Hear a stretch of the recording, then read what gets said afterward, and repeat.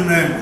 There are the first requirement ఏదైతే మొట్టమొదటి కావలసినటువంటిది. దీనిలో 2 కొరింథీ పత్రిక 6వ అధ్యాయం 14వ వచనం చూడండి దయచేసి.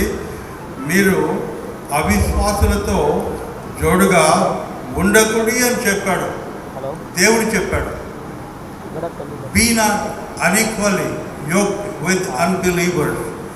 అవిశ్వాసులు ఎవరు, విశ్వాసులు ఎవరు? ఏంటంటే వివాహానికి వస్తే ఇవన్నీ చెప్తున్నారు మీరంటారు. అవసరమైంది కాబట్టి దేవుడు నడిపించాడు కాబట్టి చెప్తూ ఉన్నారు. అవిశ్వాసులతో నెహెమ్యా, గ్లోరీ ఇద్దరు కూడా అవిశ్వాసులు కాదండి, విశ్వాసులు.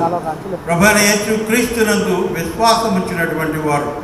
ఎందుకు అంటే దేవుని యొక్క కృప ద్వారా ప్రభువైన యేసు క్రీస్తు సిలువలో ఆయన చిందించిన పరిశుద్ధమైన రక్తము ద్వారా కడుగబడినటువంటి ఇక్కడ ఇద్దరు దంపతులుగా వారు ఏర్పాటు చేయబడడానికి ఇక్కడికి వచ్చారు.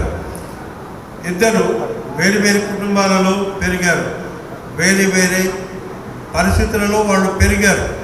కానీ ఈనాడు ఒక ప్రత్యేకమైనటువంటి విధానంలో దేవుని యొక్క వాక్యపు అధికారముతో వారు ఐక్యపరచబడబోతున్నారు వివాహంలో. మొట్టమొదట కావాల్సింది వివాహంలో రక్షణ, ప్రభువైన యేసు క్రీస్తునందలి విశ్వాసము. ఎఫెసీ 2:8-9 for by grace are you saved through faith. మీరు కృప ద్వారా విశ్వాసము ద్వారా రక్షింపబడి ఉన్నారు అంటాడు. ప్రభువైన యేసు క్రీస్తు మార్గము, నేనే మార్గము, నేనే సత్యము, నేనే జీవమునై ఉన్నానని చెప్పాడు. ఆయన ద్వారా తప్ప మరి యొక్క మార్గము లేదు.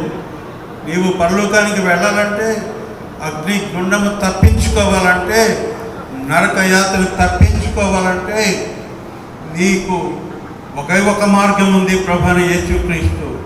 నేనే మార్గము అని చెప్పాడు. కారణము ఆయన దేవుడు, సర్వశక్తి గల దేవుడు నిన్ను నన్ను సర్వలో లేచి పరలోకానికి వెళ్ళాడు. ఆయన ఎందుకు విశ్వాసం ఉంచిన వారికి, ఆయన ఎవరైతే అంగీకరిస్తారో వారికి, మళ్ళీ అక్కడ యోహాను సువార్తలో 1వ అధ్యాయం 12వ వచనంలో తను ఎందరు అంగీకరించారో వారికి అందరికీ, అనగా తన నామనందు విశ్వాసం ఉంచిన వారికి దేవుని పిల్లలగుటకు ఆయన అధికారము అనుగ్రహించారు అని చూస్తాము. ఆ మాట వీరు నమ్మారు కాబట్టి ఎంతో సంతోషముతోటి అంగీకరించి ఎంతో మరి ప్రార్థనాపూర్వకంగా సంఘముగా మరి ఇక్కడ చేరి ఉంటున్నాం. మనము ప్రాముఖ్యంగా చూడవలసిందే వివాహంలో